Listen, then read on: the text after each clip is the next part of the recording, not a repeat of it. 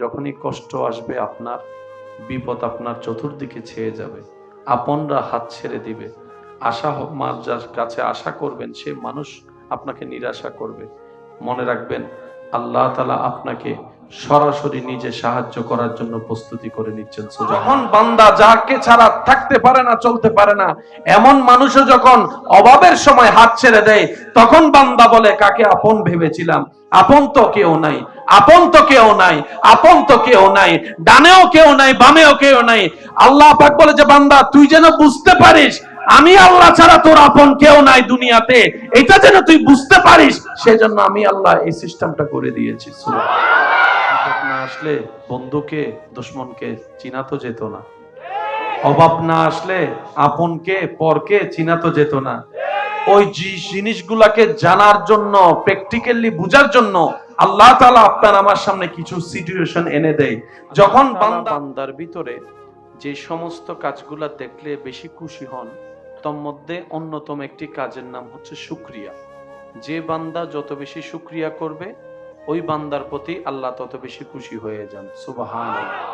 বান্দার আরেকটি কাজ আল্লাহর কাছে সবচাইতে পছন্দ, সেই কাজটি হলো বান্দা যতই ভুল করুক, অপরাধ করুক, অন্যায় করুক, দিন শেষে মন নরম করে অনুতপ্ত হয়ে আল্লাহর কাছে নিজেকে স্ব ইচ্ছায় স্যালেন্ডার করে ক্ষমা চাইতে থাকবে, চোখের পানি ফেলতে থাকবে, আকুতি মিনতি করতে থাকবে। যে বেশি বেশি তওবা করবে, আল্লাহর কাছে স্যালেন্ডার করবে, আল্লাহ সে বান্দার প্রতি সন্তুষ্টি হয়ে যায়। সুবহানাল্লাহ। বান্দার যে সমস্ত গুণগুলা আল্লাহর কাছে সবচেয়ে বেশি পছন্দ, তোর মধ্যে অন্যতম আরেকটি গুণ হচ্ছে যে বান্দা বিনয়ের সাথে থাকবে। আল্লাহ হাজার কিছু নিয়ামত দেওয়ার পরও অহংকারী না হয়ে সর্বোচ্চ বিনয়ী থাকার চেষ্টা করে, আল্লাহ সেই বান্দাকে বেশি ভালোবাসে। যে বান্দা আল্লাহর নামে খরচ করতে পারে, আল্লাহ সেই বান্দাকে বেশি ভালোবাসে। যে হাজার ক্ষমতা থাকার পরও ক্ষমা করে দিতে পারে, আল্লাহ সে ক্ষমাকারীকে ভালোবাসে। যে ধৈর্য ধরতে পারে, বিপদ আপদ মুসিবত যাই হোক জীবনে যাই ঘটে যাক, আল্লাহর হুকুমের অপেক্ষা করে নিজেকে সহ্য ধৈর্য করতে পারে, আল্লাহ পাক সে বান্দাকে বেশি ভালোবাসে। সুবহানাল্লাহ। যে বান্দা নিজের জীবনে আল্লাহকে ভয় করার সাবজেক্টটা নিজের ভিতরে আয়ত্ত করতে পারে, সকাল সন্ধ্যা বিকাল দুপুর, ভিতরে বাহিরে, জীবনের আপনার ঘরের ভিতরে বাহিরে সর্বদিকে শুধু আল্লাহকে ভয় করে, আল্লাহকে ভয় করে, আল্লাহর ভয়টা অন্তরে রেখে কাজ করে, সিদ্ধান্ত নেওয়ার, কথা বলার, কাজ করার চেষ্টা করে, আল্লাহ সেই বান্দাকে বেশি ভালোবাসে। সুবহানাল্লাহ। যে হাজার ব্যস্ততার ভিতরে আল্লাহকে সময় দেওয়ার জন্য নিজের অন্তর থেকে ভালোবাসা নিয়ে আল্লাহকে সময় দেওয়ার চেষ্টা করে, আল্লাহ পাক রব্বুল আলামিন সে বান্দাদেরকে বেশি ভালোবাসে। যে অন্যের দোষকে গোপন রাখতে জানে, আল্লাহ সে বান্দাকে বেশি ভালোবাসে। যে অন্যের জীবনকে শান্তিময় করতে পারে, আল্লাহ সে বান্দাদেরকে বেশি ভালোবাসে। দুনিয়াতে যখন আপনাকে কেউ কাঁদাবে অন্যায় পাবে, কে যখন কাউকে কাঁদায়, তখন আল্লাহ তাআলা ফেরেশতাকে জিজ্ঞেস করে, ফেরেশতা আমার এই বান্দাকে কাঁদালো কে? আল্লাহ যে আমাদেরকে কত পরিমাণ ভালোবাসে। দুনিয়াতে যখন কেউ আপনাকে কাঁদায় অন্যায়ভাবে, কেউ যখন কাউকে কষ্ট দিয়ে কান্না করায়, তখন ফেরেশতাকে আল্লাহ জিজ্ঞেস করে, ও ফেরেশতা আমার বান্দাকে কাঁদালো কে? আমার বান্দার চোখে পানি আনলো কে? বলে আল্লাহ অমুক অমুক অমুক অমুক এই এই এই এইভাবে তাকে কষ্ট দিয়েছে। আল্লাহ তাআলা বলে, ফেরেশতা তোমরা সাক্ষী থাকিও, আমার এই বান্দার চোখ থেকে ঝরা প্রত্যেকটা পানির আমি বদলা হাসরের ময়দানে হিসাব নিব। যারা আমার বান্দাকে কাঁদিয়েছে, প্রত্যেকটা ফোঁটা চোখের পানির বদলা হিসাব আমি আল্লাহ নিব। কারণ বান্দাটা আমার ভালোবাসার সৃষ্টি, প্রেমের সৃষ্টি, মহব্বতের সৃষ্টি। সুবহানাল্লাহ। আমি আল্লাহ সমস্ত সৃষ্টিকে আদেশ দিয়ে বানিয়েছি, আশরাফুল মখলুকাতকে মহব্বত দিয়ে বানিয়েছি। কোন বান্দাকে কষ্ট দেওয়া আল্লাহ পছন্দ করে না, আল্লাহ পছন্দ করে না। সেজন্য মনে রাখবেন, যখন দুনিয়া কাউকে জায়গা দেয় নাই, কাউকে জায়গা দিবে না। এই দুনিয়া শুধু সময়ের অপেক্ষা করতে থাকে ধাক্কা দিয়ে বের করে দেওয়ার জন্য। এই দুনিয়া শুধু সময়ের অপেক্ষা করে, কখন যে তোকে ধাক্কা দিয়ে বের করা যায় সেই অপেক্ষার জন্য। এদিক থেকে দুনিয়া আপনাকে ধাক্কা দিয়ে বের করবে, ওদিকে রবের রহমত আপনাকে কবরের মধ্যে আপন করে নিবে। সেজন্য এই রবের রহমতকে যত পারি আপন করে যেন নিতে পারি, নবীর সুন্নতকে সাথে নিয়ে আল্লাহ আমাদের সবাইকে সে তৌফিক দান করুক। আজকের এই মাহফিল দরজায় আসে ভালোবাসা, তখন জানলা দিয়ে পালায় যায়। এই কথাটা তো এমনি প্রতিষ্ঠিত হয় নাই, অনেক ঘটনার সাক্ষী হয়ে তো এটা প্রবাদ বাক্যে এসেছে। কথা বলেন ঠিক কিনা? আর একটু জোরে বলেন ঠিক কিনা? একটা জিনিস এমনি বসে দেওয়া যায় না। আল্লাহ যাকে আপন করতে চায় দুনিয়া তাকে হালকা করে দেয়। তার এখান থেকে দুনিয়ার আকর্ষণ আল্লাহ কমাই দেয়। দুনিয়ার প্রতি তার আকর্ষণ থাকে না, যার কারণে সে পাওয়ার হিসাবও করে না, হারানোর লসের হিসাবও করে না। আর এগুলো না করার কারণে তার কোনো টেনশনও থাকে না। বলেন না সুবহান। একমতটা একটু বোঝার চেষ্টা করবেন। অনুরোধ করব, 5 ওয়াক্ত নামাজের পাশাপাশি যখনই পারেন গভীর রাতে আল্লাহর দরবারে একটু দাঁড়ানোর চেষ্টা করুন, মন ভরে রবের দরবারে সিজদা দেওয়ার চেষ্টা করবেন। এটা আপনার ভিতর এবং বাহিরকে শক্তিশালী করে তোলে। এই গভীর রাতের নামাজ ইবাদত। সবাই ঘুম, আপনি জেগে আছেন আপনার রবের জন্য। সুবহানাল্লাহ। আরেকটু ইবাদত, ওই সময়ের জিকির, ওই সময়ের কোরআন তেলাওয়াত, ওই সময়ের রবের কাছে দোয়া করা, ওই সময়ের কান্না করা, 1000 বছরের পথ আল্লাহ চাইলে আপনাকে পার করে দিতে পারে। সুবহানাল্লাহ। আল্লাহ তাআলা প্রত্যেকটা মানুষ ভালো হওয়ার চেষ্টা করে, এটা তো কোনো ভুল নাই। এমনকি যে অনেক খারাপ অবস্থায় থাকে, খারাপ, সেও কিন্তু কোনো না কোনো সময় ভালো হওয়ার চেষ্টা করছে। চেষ্টা না পারলে অন্তত ইচ্ছা হলেও করছে। অনেক কিছু আপনি আমি যখন শুনি, ওই কথাটা নিজের মধ্যে বাস্তবায়ন করার চেষ্টাও করি, ভালো হওয়ার চেষ্টা করি। আমাদের কাজ চেষ্টা করা, সাহায্য চাইবো আল্লাহর কাছে। ভালো হতে দেয় না কে? বলেন না, ভালো হতে দেয় না কে?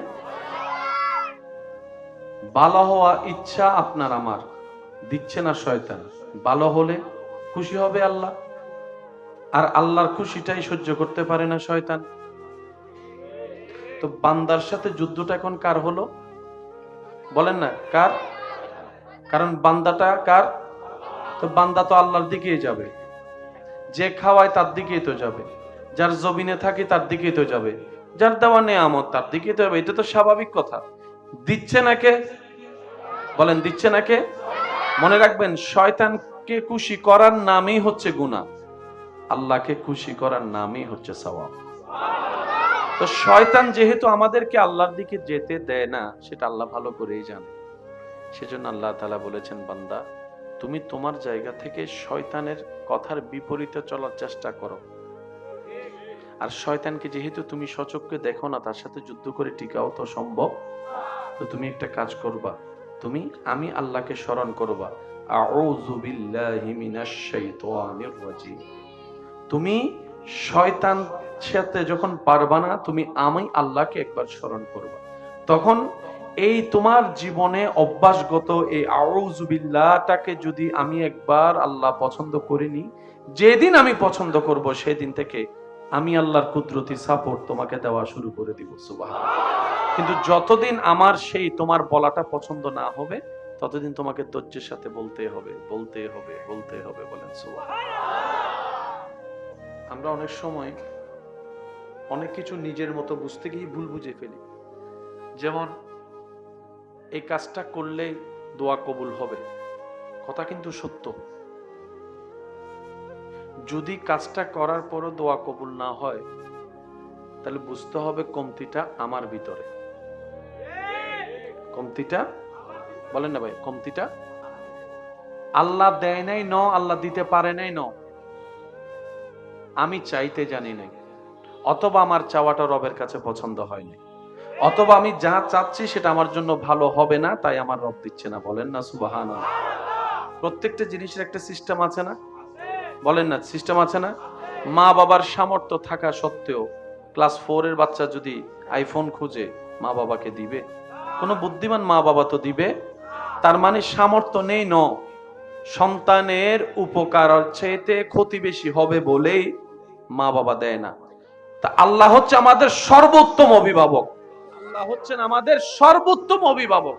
তিনি ভালো জানেন আমাদের কখন দরকার, কি দরকার, কোনটা দরকার, কতটুক দরকার, কিভাবে দরকার। সেজন্য বান্দা হিসেবে আমাদের উচিত সর্বদা ধৈর্য, শুকরিয়া, সাথে আল্লাহর হুকুমের অপেক্ষা করা। মনে রাখবেন আল্লাহ তাআলা বেনিয়াজ, আল্লাহ তাআলা দিতে থাকেন দিতে থাকেন দিতে থাকেন, এটা আল্লাহর সুন্নত। তবে আল্লাহর দেওয়া নিয়ামত আমাদের আলগানোর ক্ষমতা আছে কিনা সেটাও তো দেখতে হবে, সেটাও তো দেখতে হবে। সেজন্য যে যতটুক পারে আল্লাহ তাকে ততটুকুই দান করে, বলেন না সুবহান। মন ছোট করা চলবে। মনে রাখবেন লা ইন শাকারতুম লা আযীদান্নাকুম, এটাই আমাদের রবের ওয়াদা। যাই আছে যতটুকুই আছে মনে রাখবেন অন্যের চাইতেই ভালো আছে, অনেক বেশি আছে। অনেক বান্দা আছে যা আপনার কাছে যা আছে তার ধারে কাছেও হয়তো নেই। এত কিছু হিসাব করার দরকার নেই। এক কথাই বুঝবেন, যা পেয়েছি, যা আছে তা পাওয়ার যোগ্যতা আপনার আমার নাই। কারণ মায়ের পেট থেকে কেউ এইগুলা নিয়ে আসেনি। দুনিয়াতে এসে আমরা পেয়েছি, আল্লাহ দান করেছেন। একটা কিছু আমাদের নয়, সব আল্লাহ দান করেছেন, ভিক্ষা দিয়েছেন, আমরা পেয়েছি। কথা বলেন ঠিক কি না?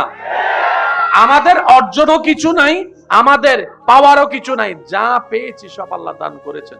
তো যেহেতু আল্লাহ দয়া করে দান করেছেন, দান করলে ওনার উপর প্রশ্ন করা যায় না। যে খুশি হয়ে যা দেয় এটাই নিতে হয়। আল্লাহ যা দিয়েছেন একটাও কি আমরা যোগ্যতা গুণে পেয়েছি? বলেন। একটা জিনিসও, এই দুইটা চোখ কি আমরা যোগ্যতা গুণে পেয়েছি? আল্লাহ দয়া করে দিয়েছেন। মাথায় থাকবে শুধু এতটুকু, পাইলেও আলহামদুলিল্লাহ, না পাইলেও আলহামদুলিল্লাহ। সবাই একটু বলি, পাইলেও আলহামদুলিল্লাহ, না পাইলেও আলহামদুলিল্লাহ। আল্লাহ পাক, আল্লাহ আল্লাহ বান্দার প্রতি দয়াবান। কেমন দয়া? যে দয়ার কোনো সীমা নাই। কল্পনা করেও সে দয়ার কাছে ধারে আপনি আমি যেতে পারবো। আল্লাহ খুশি হয় বান্দার নেক কাজ। তো নামাজ নেক কাজ, রোজা নেক কাজ, দান সদকা নেক কাজ। কেমন নেক কাজ বুঝবেন? পাহাড় পরিমাণ স্বর্ণ দান করলে আল্লাহ খুশি হয় না। আল্লাহ খুশি হয় বান্দা যেটা মন থেকে যতটুকুই দেখ আল্লাহকে খুশি করার জন্য দেয়। কেউ পাহাড় পরিমাণ দান করলো কিন্তু মনের নিয়ত ছিল দুনিয়া তাকে বাবা দিবে, আল্লাহ পাক বলে যে ওই দান আমার পছন্দ। আর একজন বান্দা নিজের হালাল ইনকাম থেকে 2 টাকা দিয়েছে আল্লাহকে খুশি করার জন্য। তার মনের এতটুকু ঈমান ছিল, কেউ না দেখুক আমার আল্লাহ দেখছে, কেউ না বলুক আমার আল্লাহ বলবে, কেউ না দেখ আমার প্রতিদান আমার আল্লাহ দিবে। আল্লাহ পাক বলে যে আমার বান্দার সেই 2 টাকাটাই আমার কাছে বড় প্রিয়, পছন্দ। কোয়ান্টিটি আর কোয়ালিটি, এই জিনিসগুলাকে একটু বুঝতে হবে। আমাদের জীবনে গুনাহ আছে না নাই? গুনাহ বেশি থাকলে জান্নাত না জাহান্নাম? আর আল্লাহ চাই বান্দাকে জান্নাত দিতে। আল্লাহ চাই আমাদেরকে কিসে দিতে? এই জিনিসটা একটু মাথায় রাখবেন। গায়ে জ্বর হয় না? এই বান্দার জ্বর হলে এই জ্বরের কারণে আল্লাহ গুনাহ মাফ করে দেয়। রাস্তা দিয়ে হাঁটার সময় একটা কাঁটা ফুটলে এই কাঁটার কারণে আল্লাহ পাক আপনাকে মাফ করে দিবেন। পারিবারিক কষ্ট আছে, স্বামী স্ত্রীর কষ্ট আছে, বিভিন্ন এই জামিলার কষ্ট আছে, ধৈর্য ধরবেন, গুনাহ মাফ হয়ে যাবে। আল্লাহ, আচ্ছা একটা কথা বলেন, মনে করেন জাহান্নামে চললে, জাহান্নামের আগুনে জ্বললে 2000 বছর জ্বলতে হবে। আর একই কাজের সাজা দুনিয়াতে হলে 1 বছর কষ্ট পেলে হয়ে যাবে। আপনি কি 2000 বছরেরটা নিবেন নাকি 1 বছরেরটা নিবেন? এটা তো কমন কথা, একদম নরমাল বিষয়। আল্লাহ এই কাজটাই করে। আল্লাহ যাকে জান্নাত দিতে চায় দুনিয়া থেকে আল্লাহ পাক ওনাদেরকে পবিত্র করে তারপরে জান্নাতের ব্যবস্থা করে। সুবহান। আরেকটু জোরে বলতে, কষ্ট দিয়ে আল্লাহ কি করে নেন? গুনাহ বলেন না, গুনাহ কি করে দেন? কারো আপনজন মারা গেছে, সে আল্লাহর উপর ধৈর্য ধরে আছে, আল্লাহ তাআলা ফেরেশতাকে বলে, সে দেখো তো আমার বান্দা কোনো আমার সিদ্ধান্তে নারাজ হয়েছে কিনা দেখো তো। ফেরেশতা গিয়ে বলে, না আল্লাহ, সে তোমার সিদ্ধান্তে খুশি আছে। ছেলে মারা গেছে তারপরও সে খুশি আছে, মেয়ে মারা গেছে সে খুশি আছে, বাপ মা মারা গেছে খুশি আছে। রব বলে যে সে আমার সিদ্ধান্তে খুশি আছে, হা হুতাশ তো করে নাই। ফেরেশতা বলে যে না আল্লাহ, হা হুতাশ করে নাই, হাজারে করে নাই। কারণ সে বুঝতে পেরেছে মাটা যেমন তার মা, ওই মাটা বা তোমারও তো বান্দা, অধিকার তো তোমার না বেশি। কারণ তুমি যদি সৃষ্টি না করতা সে তো কখনো মা পেত না, ছেলে পেত না, মেয়ে পেত না। সেইটা বুঝেছে আল্লাহ। রব বলে যে তার এই ধৈর্যের কারণে আমি তার সারা জীবনের গুনাহ মাফ করে দিলাম। আল্লাহ সব সময় কারণ খুঁজতে থাকেন। ইন্নাল্লাহা ইয়াগফিরুয যুনুবা জামিআ লা তাকনাতু মির রাহমাতিল্লাহ। আপনি যদি কোরআনকে একটু অন্তরে চোখ দিয়ে গবেষণা করে দেখেন, নবীর হাদিসগুলোকে যদি একটু সামনে রাখেন, আপনি দেখবেন আল্লাহ শুধু রাস্তা করে দিতে থাকে বান্দার গুনাহ মাফ যেন হয়, বান্দা যেন জাহান্নামে না গিয়ে জান্নাতে তার ঘর হয়। শুনুন, মুসা নবী আল্লাহর সাথে কথা বলে কালিমুল, আল্লাহ পাক ওনাকে সেই শান মান ইজ্জত দান করেছেন। তো মুসা নবী একদিন যখন আল্লাহর সাথে কথা বলতে যাচ্ছেন, তেমন সময় মাঝপথে ওনার একজন উম্মত বলে, হে নবী মুসা, আপনি তো আল্লাহর সাথে কথা বলতে যাচ্ছেন, আল্লাহ আমাকে এমন দুনিয়াবি সম্পত্তি দিয়েছে আমি এখন আর রাখার জায়গা পাচ্ছি না। মন খুলে বলি সুবহানাল্লাহ। আল্লাহ আমাকে এমন দুনিয়াবি সম্পত্তি দিয়েছেন আমি এখন রাখার জায়গা পাচ্ছি না, আমি এখন অলরেডি ফেড আপ হয়ে গেছি, এত সম্পত্তি। আল্লাহকে বলুন আমাকে যেন সম্পত্তি একটু কমাই দেয়। সবাই চাই পাওয়ার জন্য, উনি বলছেন আল্লাহকে বলেন যেন আমাকে একটু সম্পদ কমায়। কিছু দূর যাওয়ার পরে আরেকজন উম্মতের সাথে সাক্ষাৎ, যার শরীরের কাপড় চোপড় তেমন ঠিক নাই। তিনি বললেন, ও মুসা নবী, আল্লাহর সাথে যেহেতু আপনি কথা বলতে যাচ্ছেন, আল্লাহকে একটু বলিয়েন আমাকে যেন একটু সম্পত্তি দেয়। দুইজন উম্মতের দুই ধরনের কথা বললেন মুসা নবীর কাছে। গেলেন মুসা নবী আল্লাহর সাথে কথা বলতে। ওই দুইজন উম্মত আল্লাহর বান্দার পক্ষ থেকে যখন দরখাস্ত পেশ করলেন, তখন আল্লাহ তাআলা বললেন, হে মুসা, প্রথম যে বান্দা, আমার যে বান্দা প্রথমে তোমাকে ধরেছে, ওনাকে বলো যে ও যেন শুকরিয়া করা বন্ধ করে দেয়, আমি নিয়ামত দেওয়া বন্ধ করে দিব। সুবহানাল্লাহ। আর দ্বিতীয় যে বান্দা তোমাকে ধরেছে গরিব অসহায়, তাকে বলো সে যেন শুকরিয়া করা শুরু করে, আমি আল্লাহ নিয়ামত বাড়িয়ে দিব। মুসা নবী আল্লাহর হুকুমটা নিয়ে যখন আপনার আসলেন সামনে, ওই ধনী ব্যক্তিকে বললেন আপনি শুকরিয়া করা বন্ধ করে দেন, আল্লাহ নিয়ামত দেওয়া বন্ধ করে দিবে। তখন আল্লাহর সে বান্দা বললেন, হে নবী মুসা, যখন আমার কিছু ছিল না তখনও আমি আমার আল্লাহর শুকরিয়া আদায় করতে ভুলি নাই। যখন আমার থাকার ঘর ছিল না তখন আমি রবের উপর সন্তুষ্টি ছিলাম। যখন আমার স্বাভাবিক জীবন ছিল না, খাবার অভাব ছিল, তখন আমি আমার আল্লাহর উপর নারাজ হই নাই। আল্লাহ যখন যেভাবে রেখেছে আমি আলহামদুলিল্লাহ বলার চেষ্টা করেছি। আজকে আল্লাহ আমাকে এই বেশুমার এত নিয়ামত দান করেছেন, আমি কেমনে আল্লাহর না শুকরিয়া করি বলেন? আমার পক্ষে না শুকরিয়া করা সম্ভবপর নয়। আমি আজীবন শুকরিয়া করেই যাব, শুকরিয়া করেই যাব। মুসা নবী বলে যে আল্লাহ, তাহলে আল্লাহ তোমাকে নিয়ামত বাড়াইতে থাকবে, বাড়াইতে থাকবে। ওই দ্বিতীয় ব্যক্তিকে যখন মুসা নবী পরামর্শ দিলেন, আল্লাহ তাআলা বলেছেন আপনি আফসোস না করে, হা হুতাশ না করে, যা আছে যতটুকু আছে এটার উপর আল্লাহ শুকরিয়া করা শুরু করেন, সময় মতো আল্লাহ আপনাকে নিয়ামত বাড়াই দিবে। তখন সে উত্তর দেয়, আমার আছে কি যে শুকরিয়া করব? আমার আছে কি? আল্লাহ আমাকে দিয়েছে কি আমি শুকরিয়া করব? মুসা নবী বলে যে এই জন্যই তোমার পাওয়াটা হয় না। মনে মারা গেলে যারা অনেকে আছে না গোসল দেওয়ায়, মানুষ মারা গেলে গোসল দেওয়ায় আছে না, বড় দুর্ভাগ্যের বিষয় হচ্ছে যে দিন দিন সঠিকভাবে গোসল দেয় নাওয়ালা মানুষের অভাব হয়ে যাচ্ছে। আমরা যেন নিজের বাবার গোসলটা নিজেরা দিতে পারি, বোনেরা যেন মার গোসলটা দিতে পারে। সবার এই জিনিসটা শিকার দরকার আছে না নাই? কারণ যে কোনো মুহূর্তে দরকার তো হবে। কি বলেন আপনারা? যে কোনো সময় দরকার হবে। যারা গোসল দেওয়ায় আমরা তাদেরকে যথাযথ সম্মান মূল্যায়ন আপ্যায়ন করতে পারি না। ঠেকাই পড়লে কাছে ডাকি, কাজ শেষ খবরও নিই না। মৃত মানুষকে গোসল দেওয়া কত বড় ফজিলত, সুবহানাল্লাহ। নবী রাহমাতুল লিল আলামিন বলছেন, মান গাসসালা মাইয়াতান, যে কোনো সময় মৃত্যু আসবে, যে কোনো সময়, হঠাৎ করে। প্রত্যেকটা যাত্রার একটা প্রস্তুতি থাকে, প্রত্যেকটা যাত্রার একটা প্রস্তুতি। যেমন আজকেও আপনারা যারা এখানে এসেছেন, সিম্পল একটা প্রস্তুতি সবারই ছিল, কারো আগে থেকে ছিল, কারো হঠাৎ হয়েছে। এমন না এখানে অনেকে এসেছেন, যাচ্ছেন একদিকে মাইকের আওয়াজ শুনে চলে আসছে,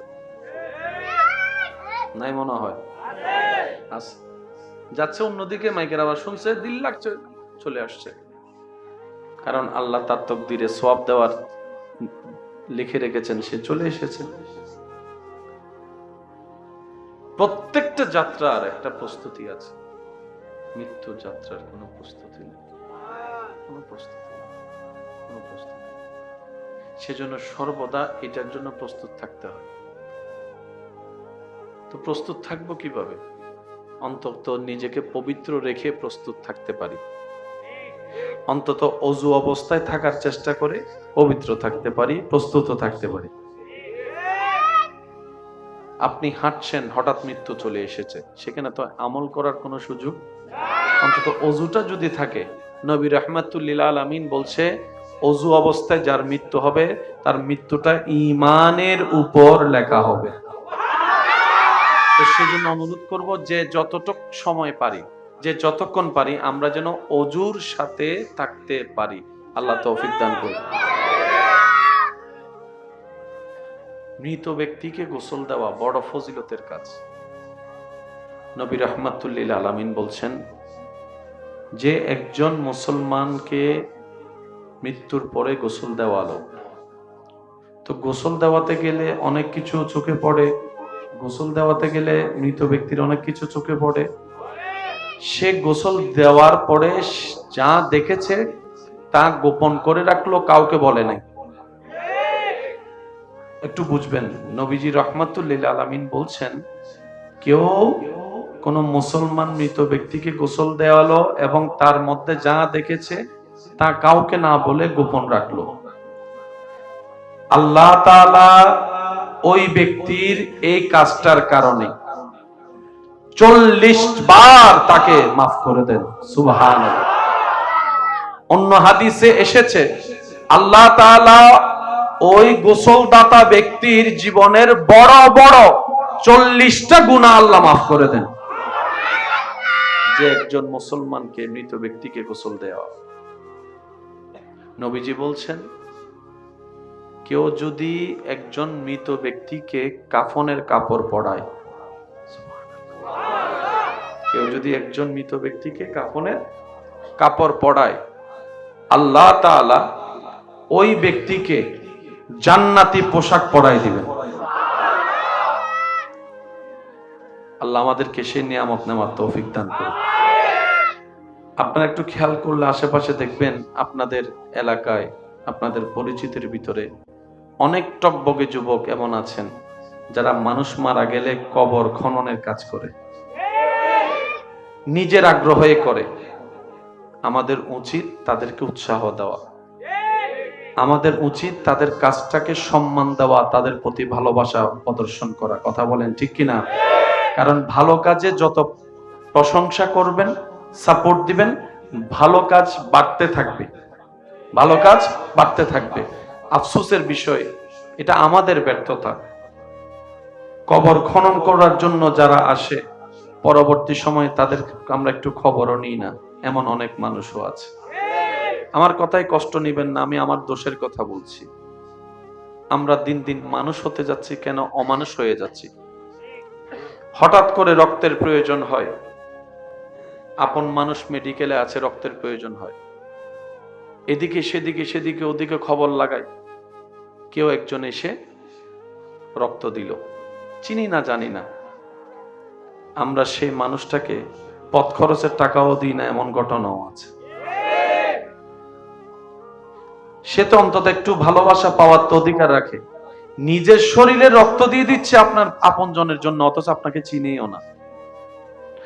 তো যারা রক্ত দান করে, রক্তের এই উপকারটা করে, তাদের একটু খোঁজ খবর রাখা দরকার, অন্তত বছরে একবার হলো। একটা অনুরোধ করি, মনে রাখবেন, পালন করার চেষ্টা করবেন। আপনার আমাদের জীবনে যাদের 1 সেকেন্ডের উপকার আমাদের লেগেছে, আমরা যেন মুনাজাতে তাদের জন্য একটু দোয়া করি। পারলে বছরে 6 মাসে একবার হলো তাদের পরিবারের খোঁজ খবর নেওয়ার জন্য আমরা চেষ্টা করি। কারণ ওই বিপদকালে সময়ে চিনা নাই জানা নাই, ডাক পড়েছে, কারো না কারো মাধ্যমে খবর পেয়েছে মেডিকেলে রক্তের দরকার, নিজের শরীরের রক্তগুলা দিয়ে দিয়েছে। আল্লাহ পাক আমাদেরকে শুকরিয়া আদায়কারী বান্দা হওয়ার তৌফিক দান করুন। যে বান্দার শুকরিয়া আদায় করতে জানে না, সে কখন আল্লাহ শুকরিয়া আদায়কারী হতে পারে? জীবনে যারা হিসাব বেশি করে তারা লসে বেশি থাকে, টেনশনে বেশি থাকে। একটু জোরে বলি না? জীবনে যারা হিসাব বেশি করে তাদের টেনশন বেশি। এত চিন্তা করার দরকার নাই তো, আল্লাহ আমাদেরকে মার পেটে খাওয়াইছে, বলেন না ভাইয়া, খাওয়াইছে। এই করোনাকালীন সময়ে যখন সব বন্ধ, তখনও আল্লাহ খাওয়াইছে। রিজিকের দায়িত্ব আল্লাহ নিছে, দিচ্ছে, দিবে, বিশ্বাস আছে। তাহলে আপনার আমার কাজ হচ্ছে একটু ধৈর্য ধরে চলা, 2 নাম্বারই না করা, অন্যের ক্ষতি না করা। আল্লাহ এবং রাসূল যেগুলাকে নিষেধ করেছেন, বান্দা যা কাজ করলে আল্লাহ কষ্ট পায়, ওগুলা যেন আমরা না করি। তাহলে আল্লাহ পাক দুনিয়াতেও দিবেন, আখিরাতেও দিবেন। কখন দিবেন?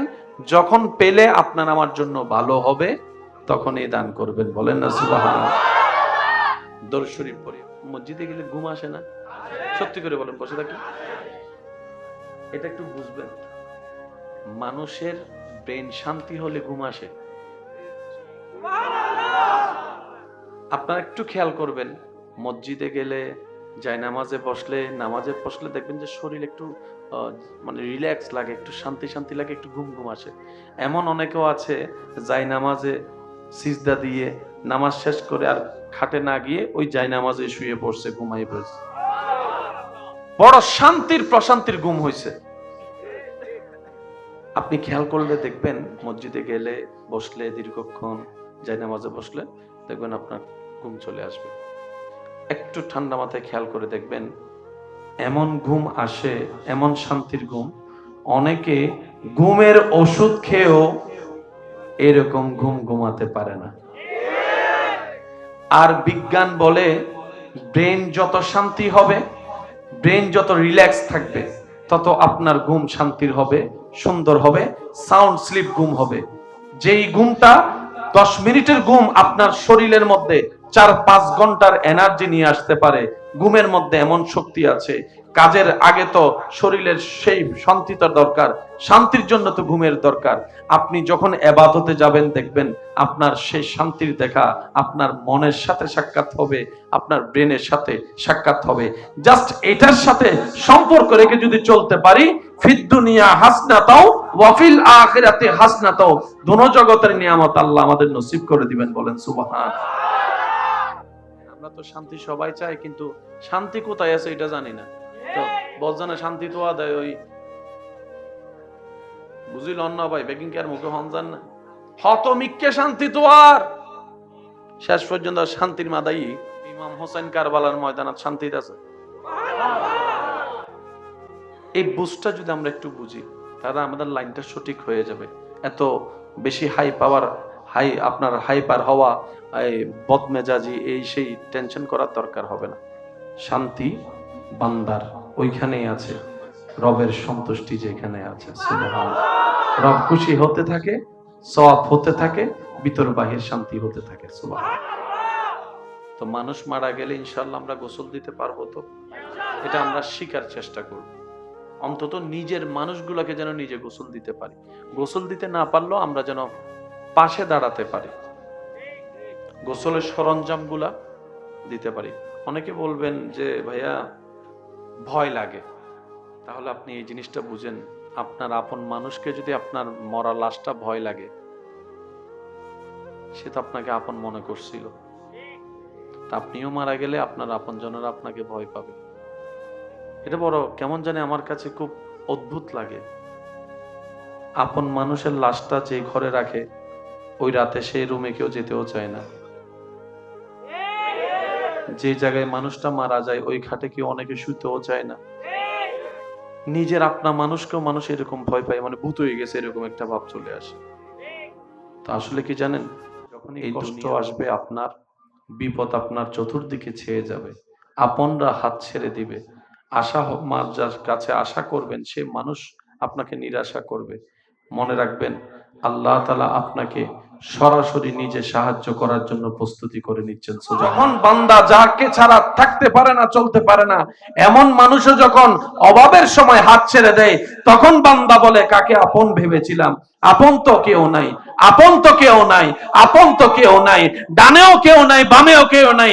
আল্লাহ পাক বলে যে বান্দা তুই যেন বুঝতে পারিস আমি আল্লাহ ছাড়া তোর আপন কেউ নাই দুনিয়াতে, এটা যেন তুই বুঝতে পারিস, সেজন্য আমি আল্লাহ এই সিস্টেমটা করে দিয়েছি। সুবহানাল্লাহ। না আসলে বন্ধুকে দুশমনকে চিনা তো যেত না, অভাব না আসলে আপনকে পরকে চিনা তো যেত না। ওই জিনিসগুলাকে জানার জন্য, প্র্যাকটিক্যালি বুঝার জন্য আল্লাহ তাআলা আপনার আমার সামনে কিছু সিচুয়েশন এনে দেয়। যখন বান্দার ভিতরে যে সমস্ত কাজগুলা দেখলে বেশি খুশি হন, তার মধ্যে অন্যতম একটি কাজের নাম হচ্ছে শুকরিয়া। যে বান্দা যত বেশি শুকরিয়া করবে, ওই বান্দার প্রতি আল্লাহ তত বেশি খুশি হয়ে যান। সুবহানাল্লাহ। বান্দার আরেকটি কাজ আল্লাহর কাছে সবচাইতে পছন্দ, সেই কাজটি হলো বান্দা যতই ভুল করুক, অপরাধ করুক, অন্যায় করুক, দিন শেষে মন নরম করে অনুতপ্ত হয়ে আল্লাহর কাছে নিজেকে স্ব ইচ্ছায় স্যালেন্ডার করে ক্ষমা চাইতে থাকবে, চোখের পানি ফেলতে থাকবে, আকুতি মিনতি করতে থাকবে। যে বেশি বেশি তওবা করবে, আল্লাহর কাছে স্যালেন্ডার করবে, আল্লাহ সে বান্দার প্রতি সন্তুষ্টি হয়ে যায়। সুবহানাল্লাহ। বান্দার যে সমস্ত গুণগুলা আল্লাহর কাছে সবচেয়ে বেশি পছন্দের, তোর মধ্যে অন্যতম আরেকটি গুণ হচ্ছে যে বান্দা বিনয়ের সাথে থাকবে। আল্লাহ হাজার কিছু নিয়ামত দেওয়ার পরও অহংকারী না হয়ে সর্বোচ্চ বিনয়ী থাকার চেষ্টা করে, আল্লাহ সেই বান্দাকে বেশি ভালোবাসে। যে বান্দা আল্লাহর নামে খরচ করতে পারে, আল্লাহ সেই বান্দাকে বেশি ভালোবাসে। যে হাজার ক্ষমতা থাকার পরও ক্ষমা করে দিতে পারে, আল্লাহ সেই ক্ষমাকারীকে ভালোবাসে। যে ধৈর্য ধরতে পারে, বিপদ আপদ মুসিবত যাই হোক জীবনে যাই ঘটে যাক, আল্লাহর হুকুমের অপেক্ষা করে নিজেকে সহ্য ধৈর্য করতে পারে, আল্লাহ পাক সে বান্দাকে বেশি ভালোবাসে। সুবহানাল্লাহ। যে বান্দা নিজের জীবনে আল্লাহকে ভয় করার সাবজেক্টটা নিজের ভিতরে আয়ত্ত করতে পারে, সকাল সন্ধ্যা বিকাল দুপুর, ভিতরে বাহিরে, জীবনের আপনার ঘরের ভিতরে বাহিরে সর্বদিকে শুধু আল্লাহকে ভয় করে, আল্লাহকে ভয় করে, আল্লাহর ভয়টা অন্তরে রেখে কাজ করে, সিদ্ধান্ত নেওয়ার, কথা বলার, কাজ করার চেষ্টা করে, আল্লাহ সেই বান্দাকে বেশি ভালোবাসে। সুবহানাল্লাহ। যে হাজার ব্যস্ততার ভিতরে আল্লাহকে সময় দেওয়ার জন্য নিজের অন্তর থেকে ভালোবাসা নিয়ে আল্লাহকে সময় দেওয়ার চেষ্টা করে, আল্লাহ পাক রব্বুল আলামিন সে বান্দাদেরকে বেশি ভালোবাসে। যে অন্যের দোষকে গোপন রাখতে জানে, আল্লাহ সে বান্দাকে বেশি ভালোবাসে। যে অন্যের জীবনকে শান্তিময় করতে পারে, আল্লাহ সে বান্দাদেরকে বেশি ভালোবাসে। দুনিয়াতে যখন আপনাকে কেউ কাঁদাবে অন্যায় ভাবে, কেউ যখন কাউকে কাঁদায়, তখন আল্লাহ তাআলা ফেরেশতাকে জিজ্ঞেস করে, ফেরেশতা আমার এই বান্দাকে কাঁদালো কে? আল্লাহ যে আমাদেরকে কত পরিমাণ ভালোবাসে। দুনিয়াতে যখন কেউ আপনাকে কাঁদায় অন্যায় ভাবে, কেউ যখন কাউকে কষ্ট দিয়ে কান্না করায়, তখন ফেরেশতাকে আল্লাহ জিজ্ঞেস করে, ও ফেরেশতা আমার বান্দাকে কাঁদালো কে? আমার বান্দার চোখে পানি আনলো কে? ফেরেশতা বলে আল্লাহ অমুক অমুক অমুক অমুক এইভাবে তাকে কষ্ট দিয়েছে। আল্লাহ তাআলা বলে, ফেরেশতা তোমরা সাক্ষী থাকিও, আমার এই বান্দার চোখ থেকে ঝরা প্রত্যেকটা পানির আমি বদলা হাসরের ময়দানে হিসাব নিব। যারা আমার বান্দাকে কাঁদিয়েছে, প্রত্যেকটা ফোঁটা চোখের পানির বদলা হিসাব আমি আল্লাহ নিব। কারণ বান্দাটা আমার ভালোবাসার সৃষ্টি, প্রেমের সৃষ্টি, মহাব্বতের সৃষ্টি। সুবহানাল্লাহ। আমি আল্লাহ সমস্ত সৃষ্টিকে আদেশ দিয়ে বানিয়েছি, আশরাফুল মখলুকাতকে মোহাব্বত দিয়ে বানিয়েছে। কোনো বান্দাকে কষ্ট দেওয়া আল্লাহ পছন্দ করে না, আল্লাহ পছন্দ করে না। সেজন্য মনে রাখবেন, যখন দুনিয়া কাউকে জায়গা দেয় নাই, কাউকে জায়গা দিবে না। এই দুনিয়া শুধু সময়ের অপেক্ষা করতে থাকে ধাক্কা দিয়ে বের করে দেওয়ার জন্য।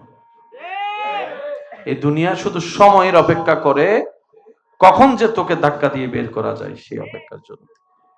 এদিক থেকে দুনিয়া আপনাকে ধাক্কা দিয়ে বের করবে, ওদিকে রবের রহমত আপনাকে কবরের মধ্যে আপন করে নিবে। সেজন্য এই রবের রহমতকে যত পারি আপন করে যেন নিতে পারি, নবীর সুন্নতকে সাথে নিয়ে আল্লাহ আমাদের সবাইকে সে তৌফিক দান করুক। আজকের এই মাহফিল দরজায় আসে ভালোবাসা, তখন জানলা দিয়ে পালায় যায়। এই কথাটা তো এমনি প্রতিষ্ঠিত হয় নাই, অনেক ঘটনার সাক্ষী হয়ে তো এটা প্রবাদ বাক্যে এসেছে। কথা বলেন ঠিক কিনা? আর একটু জোরে বলেন ঠিক কিনা? একটা জিনিস এমনি বসে দেওয়া যায় না। আল্লাহ যাকে আপন করতে চায় দুনিয়া তাকে হালকা করে দেয়। তার এখান থেকে দুনিয়ার আকর্ষণ আল্লাহ কমায় দেয়।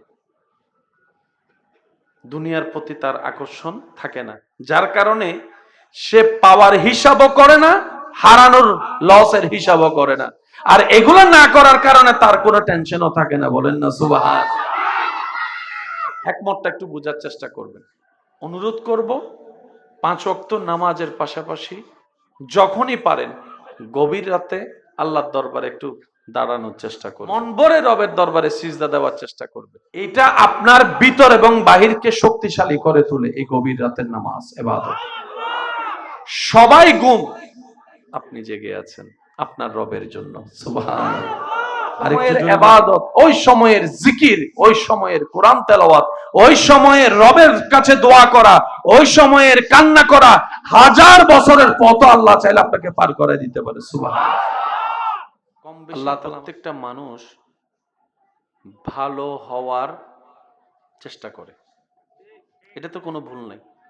এমনকি যে অনেক খারাপ অবস্থায় থাকে, খারাপ, সেও কিন্তু কোনো না কোনো সময় ভালো হওয়ার চেষ্টা করছে। চেষ্টা না পারলে অন্তত ইচ্ছা হলেও করছে। অনেক কিছু আপনি আমি যখন শুনি, ওই কথাটা নিজের মধ্যে বাস্তবায়ন করার চেষ্টাও করি, ভালো হওয়ার চেষ্টা করি। আমাদের কাজ চেষ্টা করা, সাহায্য চাইবো আল্লাহর কাছে। ভালো হতে দেয় না কে? বলেন না, ভালো হতে দেয় না কে? ভালো হওয়া ইচ্ছা আপনার আমার, দিচ্ছে না শয়তান। ভালো হলে খুশি হবে আল্লাহ, আর আল্লাহর খুশিটাই সহ্য করতে পারে না শয়তান। তো বান্দার সাথে যুদ্ধটা এখন কার হলো?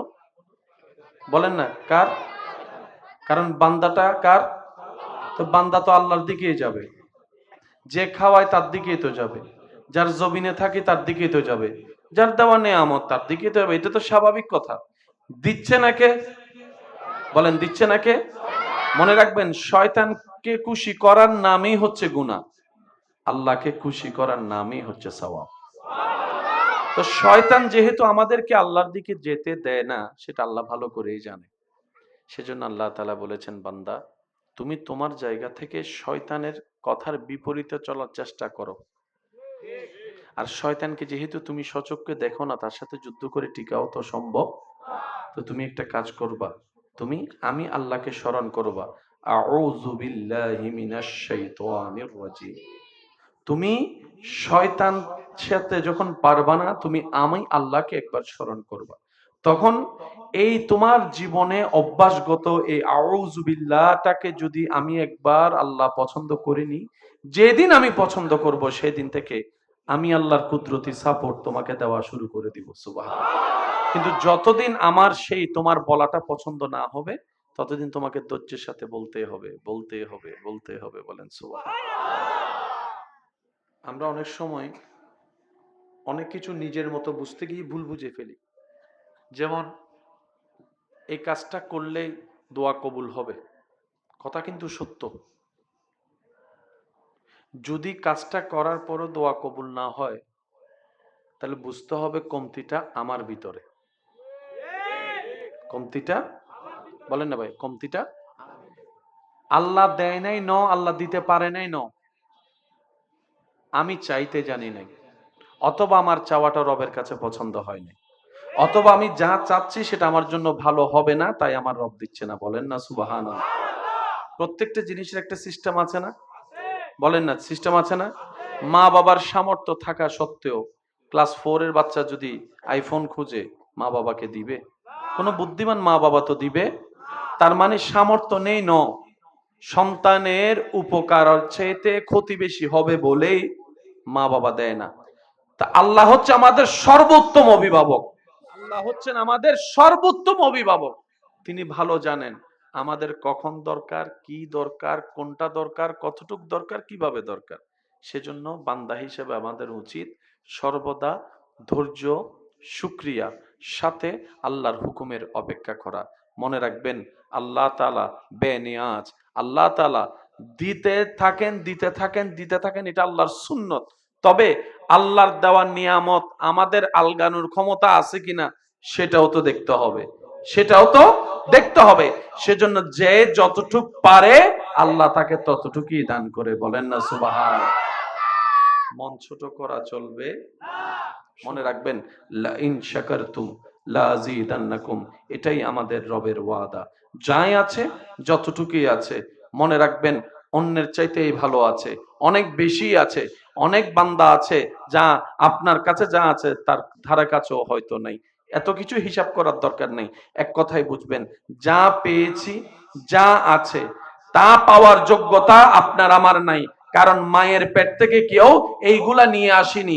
দুনিয়াতে এসে আমরা পেয়েছি, আল্লাহ দান করেছেন। একটা কিছু আমাদের নয়, সব আল্লাহ দান করেছেন, ভিক্ষা দিয়েছেন, আমরা পেয়েছি। কথা বলেন ঠিক কি না?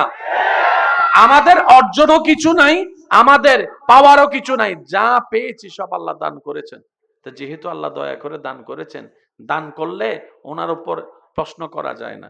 যে খুশি হয়ে যা দেয় এটাই নিতে হয়। আল্লাহ যা দিয়েছেন একটাও কি আমরা যোগ্যতা গুণে পেয়েছি? বলেন, একটা জিনিসও, এই দুইটা চোখ কি আমরা যোগ্যতা গুণে পেয়েছি? আল্লাহ দয়া করে দিয়েছেন। মাথায় থাকবে শুধু এতটুকু, পাইলেও আলহামদুলিল্লাহ, না পাইলেও আলহামদুলিল্লাহ। সবাই একটু বলি, পাইলেও আলহামদুলিল্লাহ, না পাইলেও আলহামদুলিল্লাহ। আল্লাহ রব, আল্লাহ, আল্লাহ বান্দার প্রতি দয়াবান। কেমন দয়া? যে দয়ার কোনো সীমা নাই। কল্পনা করেও সে দয়ার কাছে ধারে আপনি আমি যেতে পারবো। আল্লাহ খুশি হয় বান্দার নেক কাজে। তো নামাজ নেক কাজ, রোজা নেক কাজ, দান সদকা নেক কাজ। কেমন নেক কাজ বুঝবেন? পাহাড় পরিমাণ স্বর্ণ দান করলে আল্লাহ খুশি হয় না। আল্লাহ খুশি হয় বান্দা যেটা মন থেকে যতটুকুই দেখ আল্লাহকে খুশি করার জন্য দেয়। কেউ পাহাড় পরিমাণ দান করলো কিন্তু মনের নিয়ত ছিল দুনিয়া তাকে বাবা দিবে, আল্লাহ পাক বলে যে ওই দান আমার পছন্দ না। আর একজন বান্দা নিজের হালাল ইনকাম থেকে 2 টাকা দিয়েছে আল্লাহকে খুশি করার জন্য। তার মনের এতটুকু ঈমান ছিল, কেউ না দেখুক আমার আল্লাহ দেখছে, কেউ না বলুক আমার আল্লাহ বলবে, কেউ না দেখ আমার প্রতিদান আমার আল্লাহ দিবে। আল্লাহ পাক বলে যে আমার বান্দার সেই 2 টাকাটাই আমার কাছে বড় প্রিয়, পছন্দ। কোয়ান্টিটি আর কোয়ালিটি, এই জিনিসগুলাকে একটু বুঝতে হবে। আমাদের জীবনে গুনাহ আছে না নাই? গুনাহ বেশি থাকলে জান্নাত না জাহান্নাম? আর আল্লাহ চাই বান্দাকে জান্নাত দিতে। আল্লাহ চাই আমাদেরকে কিসে দিতে? এই জিনিসটা একটু মাথায় রাখবেন। গায়ে জ্বর হয় না? এই বান্দার জ্বর হলে এই জ্বরের কারণে আল্লাহ গুনাহ মাফ করে দেয়। রাস্তা দিয়ে হাঁটার সময় একটা কাঁটা ফুটলে এই কাঁটার কারণে আল্লাহ পাক আপনাকে মাফ করে দিবেন। পারিবারিক কষ্ট আছে, স্বামী স্ত্রীর কষ্ট আছে, বিভিন্ন এই জামিলার কষ্ট আছে, ধৈর্য ধরবেন, গুনাহ মাফ হয়ে যাবে। আল্লাহ, আচ্ছা একটা কথা বলেন, মনে করেন জাহান্নামে চললে, জাহান্নামের আগুনে জ্বললে 2000 বছর জ্বলতে হবে, আর একই কাজের সাজা দুনিয়াতে হলে 1 বছর কষ্ট পেলে হয়ে যাবে। আপনি কি 2000 বছরেরটা নিবেন নাকি 1 বছরেরটা নিবেন? এটা তো কমন কথা, একদম নরমাল বিষয়। আল্লাহ এই কাজটাই করে। আল্লাহ যাকে জান্নাত দিতে চায়, দুনিয়া থেকে আল্লাহ পাক ওনাদেরকে পবিত্র করে তারপরে জান্নাতের ব্যবস্থা করে। সুবহান। আরেকটু জোরে দুনিয়াতে কষ্ট দিয়ে আল্লাহ কি করে নেন? গুনাহ বলেন না, গুনাহ কি করে দেন? কারো আপনজন মারা গেছে, সে আল্লাহর উপর ধৈর্য ধরে আছে। আল্লাহ তাআলা ফেরেশতাকে বলে, সে দেখো তো আমার বান্দা কোনো আমার সিদ্ধান্তে নারাজ হয়েছে কিনা দেখো তো। ফেরেশতা গিয়ে বলে, না আল্লাহ, সে তোমার সিদ্ধান্তে খুশি আছে। ছেলে মারা গেছে তারপরও সে খুশি আছে, মেয়ে মারা গেছে সে খুশি আছে, বাপ মা মারা গেছে খুশি আছে। রব বলে যে সে আমার সিদ্ধান্তে খুশি আছে, হা হুতাশ তো করে নাই। ফেরেশতা বলে যে না আল্লাহ, হা হুতাশ করে নাই, হাজারে করে নাই। কারণ সে বুঝতে পেরেছে মাটা যেমন তার মা, ওই মাটা বা তোমারও তো বান্দা, অধিকার তো তোমার না বেশি। কারণ তুমি যদি সৃষ্টি না করতা, সে তো কখনো মা পেত না, ছেলে পেত না, মেয়ে পেত না। সেটা বুঝেছে আল্লাহ। রব বলে যে তার এই ধৈর্যের কারণে আমি তার সারা জীবনের গুনাহ মাফ করে দিলাম। আল্লাহ সব সময় কারণ খুঁজতে থাকেন। ইন্নাল্লাহা ইয়াগফিরুয যুনুবা জামিআ লা তাকনাতু মির রাহমাতিল্লাহ। আপনি যদি কোরআনকে একটু অন্তরে চোখ দিয়ে গবেষণা করে দেখেন, নবীর হাদিসগুলাকে যদি একটু সামনে রাখেন, আপনি দেখবেন আল্লাহ শুধু রাস্তা করে দিতে থাকে বান্দার গুনাহ মাফ যেন হয়, বান্দা যেন জাহান্নামে না গিয়ে জান্নাতে তার ঘর হয়। শুনুন, মূসা নবী আল্লাহর সাথে কথা বলে, কালিমুল্লাহ, আল্লাহ পাক ওনাকে সেই শান মান ইজ্জত দান করেছেন। তো মূসা নবী একদিন যখন আল্লাহর সাথে কথা বলতে যাচ্ছেন, তেমন সময় মাঝপথে ওনার একজন উম্মত বলে, হে নবী মূসা, আপনি তো আল্লাহর সাথে কথা বলতে যাচ্ছেন, আল্লাহ আমাকে এমন দুনিয়াবি সম্পত্তি দিয়েছে, আমি এখন আর রাখার জায়গা পাচ্ছি না। মন খুলে বলি সুবহানাল্লাহ। আল্লাহ আমাকে এমন দুনিয়াবি সম্পত্তি দিয়েছেন, আমি এখন রাখার জায়গা পাচ্ছি না। আমি এখন অলরেডি ফেড আপ হয়ে গেছি, এত সম্পত্তি। আল্লাহকে বলুন আমাকে যেন সম্পত্তি একটু কমাই দেয়। সবাই চাই পাওয়ার জন্য, উনি বলছেন আল্লাহকে বলেন যেন আমাকে একটু সম্পদ কমাই দেয়। কিছু দূর যাওয়ার পরে আরেকজন উম্মতের সাথে সাক্ষাৎ, যার শরীরের কাপড় চোপড় তেমন ঠিক নাই। তিনি বললেন, ও মূসা নবী, আল্লাহর সাথে যেহেতু আপনি কথা বলতে যাচ্ছেন, আল্লাহকে একটু বলিয়েন আমাকে যেন একটু সম্পত্তি দেয়। দুইজন উম্মতের দুই ধরনের কথা বললেন মূসা নবীর কাছে। গেলেন মূসা নবী আল্লাহর সাথে কথা বলতে। ওই দুইজন উম্মত আল্লাহর বান্দার পক্ষ থেকে যখন দরখাস্ত পেশ করলেন, তখন আল্লাহ তাআলা বললেন, হে মূসা, প্রথম যে বান্দা, আমার যে বান্দা প্রথমে তোমাকে ধরেছে, ওনাকে বলো যে ও যেন শুকরিয়া করা বন্ধ করে দেয়, আমি নিয়ামত দেওয়া বন্ধ করে দিব। সুবহানাল্লাহ। আর দ্বিতীয় যে বান্দা তোমাকে ধরেছে গরিব অসহায়, তাকে বলো সে যেন শুকরিয়া করা শুরু করে, আমি আল্লাহ নিয়ামত বাড়িয়ে দিব। মূসা নবী আল্লাহর হুকুমটা নিয়ে যখন আপনার আসলেন সামনে, ওই ধনী ব্যক্তিকে বললেন আপনি শুকরিয়া করা বন্ধ করে দেন, আল্লাহ নিয়ামত দেওয়া বন্ধ করে দিবে। তখন আল্লাহর সে বান্দা বললেন, হে নবী মূসা, যখন আমার কিছু ছিল না, তখনও আমি আমার আল্লাহর শুকরিয়া আদায় করতে ভুলি নাই। যখন আমার থাকার ঘর ছিল না, তখন আমি রবের উপর সন্তুষ্টি ছিলাম। যখন আমার স্বাভাবিক জীবন ছিল না, খাবার অভাব ছিল, তখন আমি আমার আল্লাহর উপর নারাজ হই নাই। আল্লাহ যখন যেভাবে রেখেছে আমি আলহামদুলিল্লাহ বলার চেষ্টা করেছি। আজকে আল্লাহ আমাকে এই বেশুমার এত নিয়ামত দান করেছেন, আমি কেমনে আল্লাহর নাশুকরিয়া করি বলেন? আমার পক্ষে নাশুকরিয়া করা সম্ভবপর নয়। আমি আজীবন শুকরিয়া করেই যাব, শুকরিয়া করেই যাব। মূসা নবী বলে যে আল্লাহ, তাহলে আল্লাহ তোমাকে নিয়ামত বাড়াইতে থাকবে, বাড়াইতে থাকবে। ওই দ্বিতীয় ব্যক্তিকে যখন মূসা নবী পরামর্শ দিলেন, আল্লাহ তাআলা বলেছেন আপনি আফসোস না করে, হা হুতাশ না করে, যা আছে যতটুকু আছে এটার উপর আল্লাহ শুকরিয়া করা শুরু করেন, সময় মতো আল্লাহ আপনাকে নিয়ামত বাড়াই দিবে। তখন সে উত্তর দেয়, আমার আছে কি যে শুকরিয়া করব? আমার আছে কি? আল্লাহ আমাকে দিয়েছে কি আমি শুকরিয়া করব? মূসা নবী বলে যে এই জন্যই তোমার পাওয়াটা হয় না। মানুষ মারা গেলে যারা, অনেকে আছে না গোসল দেওয়ায়, মানুষ মারা গেলে গোসল দেওয়ায় আছে না, বড় দুর্ভাগ্যের বিষয় হচ্ছে যে দিন দিন সঠিকভাবে গোসল দেয়নাওয়ালা মানুষের অভাব হয়ে যাচ্ছে। আমরা যেন নিজের বাবার গোসলটা নিজেরা দিতে পারি, বোনেরা যেন মার গোসলটা দিতে পারে। সবার এই জিনিসটা শিকার দরকার আছে না নাই? কারণ যে কোনো মুহূর্তে দরকার তো হবে। কি বলেন আপনারা? যে কোনো সময় দরকার হবে। যারা গোসল দেওয়ায় আমরা তাদেরকে যথাযথ সম্মান মূল্যায়ন আপ্যায়ন করতে পারি না। ঠেকাই পড়লে কাছে ডাকি, কাজ শেষ খবরও নিই না। মৃত মানুষকে গোসল দেওয়া কত বড় ফজিলত! সুবহানাল্লাহ। নবী রাহমাতুল লিল আলামিন বলছেন, মান গাসসালা মাইয়াতান, যে কোনো সময় মৃত্যু আসবে, যে কোনো সময়, হঠাৎ করে। প্রত্যেকটা যাত্রার একটা প্রস্তুতি থাকে, প্রত্যেকটা যাত্রার একটা প্রস্তুতি।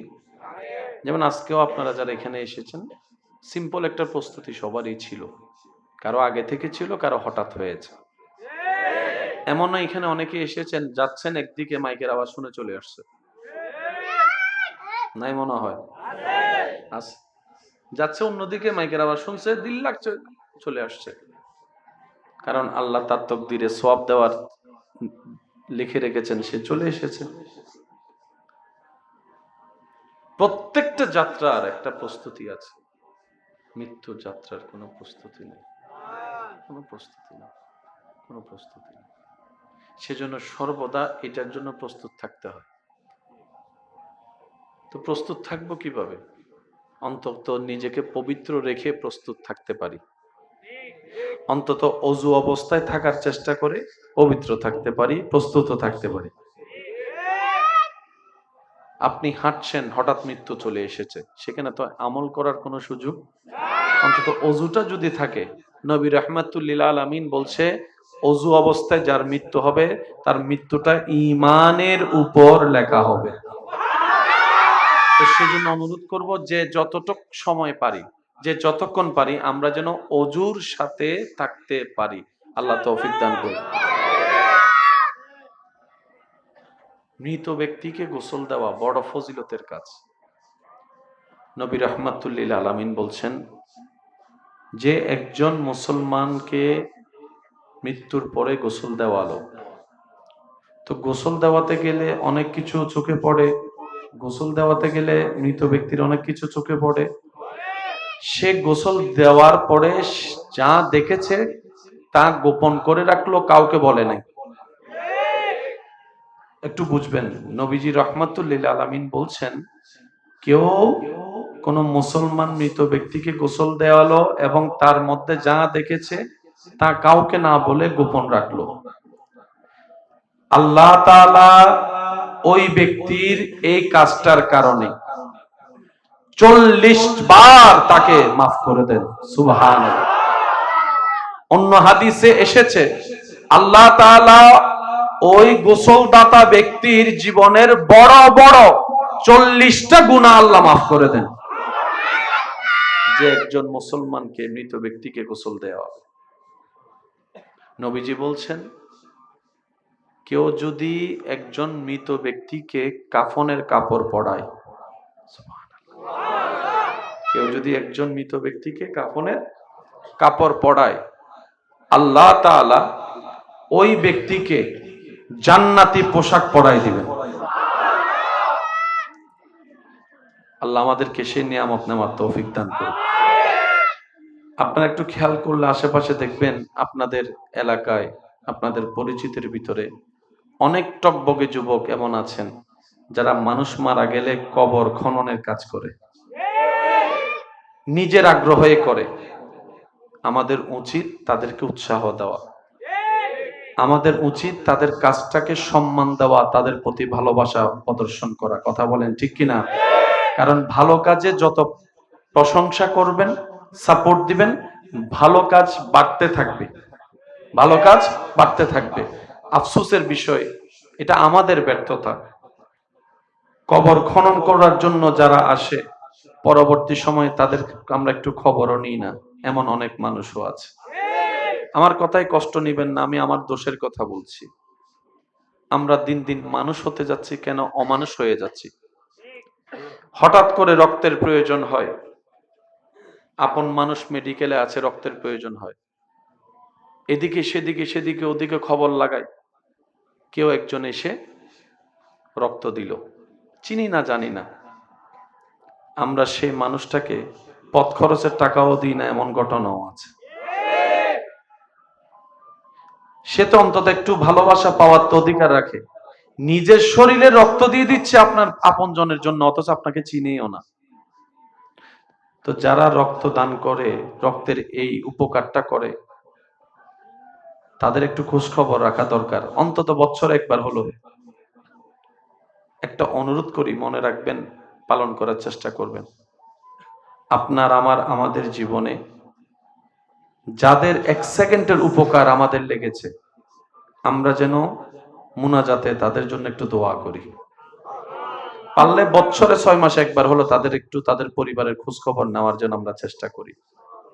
কারণ ওই বিপদকালে সময়ে চিনা নাই জানা নাই, ডাক পড়েছে, কারো না কারো মাধ্যমে খবর পেয়েছে মেডিকেলে রক্তের দরকার, নিজের শরীরের রক্তগুলো দিয়ে দিয়েছে। আল্লাহ পাক আমাদেরকে শুকরিয়া আদায়কারী বান্দা হওয়ার তৌফিক দান করুন। যে বান্দার শুকরিয়া আদায় করতে জানে না, সে কখন আল্লাহ শুকরিয়া আদায়কারী হতে পারে? জীবনে যারা হিসাব বেশি করে তারা লসে বেশি থাকে, টেনশনে বেশি থাকে। একটু জোরে বলি না? জীবনে যারা হিসাব বেশি করে তাদের টেনশন বেশি। এত চিন্তা করার দরকার নাই তো, আল্লাহ আমাদেরকে মার পেটে খাওয়াইছে, বলেন না ভাইয়া, খাওয়াইছে।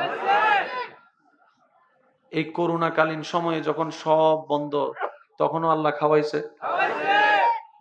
রিজিকের দায়িত্ব আল্লাহ নিছে, দিচ্ছে, দিবে, বিশ্বাস আছে। তাহলে আপনার আমার কাজ হচ্ছে একটু ধৈর্য ধরে চলা, 2 নাম্বারই না করা, অন্যের ক্ষতি না করা। আল্লাহ এবং রসূল যেগুলাকে নিষেধ করেছেন, বান্দা যা কাজ করলে আল্লাহ কষ্ট পায়, ওগুলা যেন আমরা না করি। তাহলে আল্লাহ পাক দুনিয়াতেও দিবেন, আখিরাতেও দিবেন। কখন দিবেন? যখন পেলে আপনার আমার জন্য ভালো হবে, তখনই দান করবেন। বলেন না সুবহানাল্লাহ। দরুদ শরীফ পড়ি। মসজিদে গেলে ঘুম আসে না? সত্যি করে বলেন, বসে থাকি। এটা একটু বুঝবেন, মানুষের ব্রেন শান্তি হলে ঘুম আসে।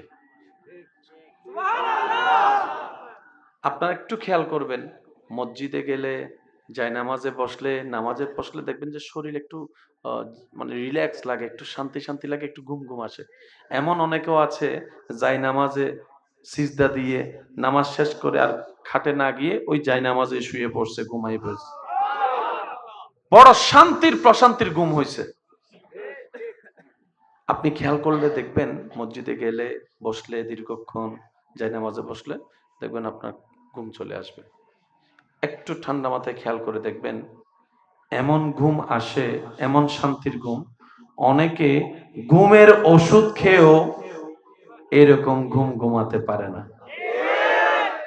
আর বিজ্ঞান বলে, ব্রেন যত শান্তি হবে, ব্রেন যত রিল্যাক্স থাকবে, তত আপনার ঘুম শান্তির হবে, সুন্দর হবে, সাউন্ড স্লিপ ঘুম হবে। যেই ঘুমটা 10 মিনিটের ঘুম আপনার শরীরের মধ্যে 4-5 ঘন্টার এনার্জি নিয়ে আসতে পারে, ঘুমের মধ্যে এমন শক্তি আছে। কাজের আগে তো শরীরের সেই শান্তিটা দরকার, শান্তির জন্য তো ঘুমের দরকার। আপনি যখন ইবাদতে যাবেন, দেখবেন আপনার সেই শান্তির দেখা আপনার মনের সাথে সাক্ষাৎ হবে, আপনার ব্রেনের সাথে সাক্ষাৎ হবে। জাস্ট এটার সাথে সম্পর্ক রেখে যদি চলতে পারি, ফিদ দুনিয়া হাসনাতাও ওয়া ফিল আখিরাতি হাসনাতাও, দুনো জগতের নিয়ামত আল্লাহ আমাদের নসিব করে দিবেন। বলেন সুবহান। আমরা তো শান্তি সবাই চাই, কিন্তু শান্তি কোথায় আছে এটা জানি না। তো বলজানে শান্তি তো আদায় ওই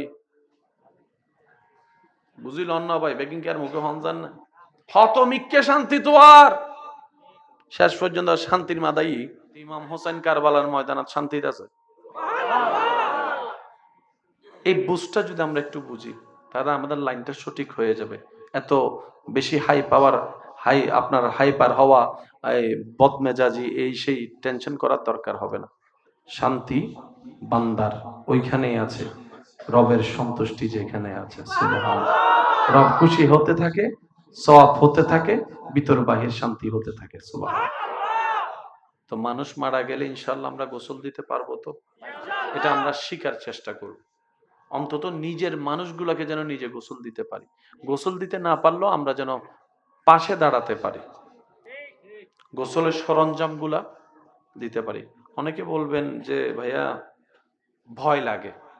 তাহলে আপনি এই জিনিসটা বুঝেন, আপনার আপন মানুষকে যদি আপনার মরা লাশটা ভয় লাগে, সে তো আপনাকে আপন মনে করছিল। তা আপনিও মারা গেলে আপনার আপনজনেরা আপনাকে ভয় পাবে। এটা বড় কেমন জানি আমার কাছে খুব অদ্ভুত লাগে। আপন মানুষের লাশটা যে ঘরে রাখে, ওই রাতে সেই রুমে কেউ যেতেও চায় না। যে জায়গায় মানুষটা মারা যায় ওই খাটে কেউ অনেকে শুতেও চায় না। নিজের আপনা মানুষকেও মানুষ এরকম ভয় পায়, মানে ভূত হয়ে গেছে এরকম একটা ভাব চলে আসে। তো আসলে কি জানেন,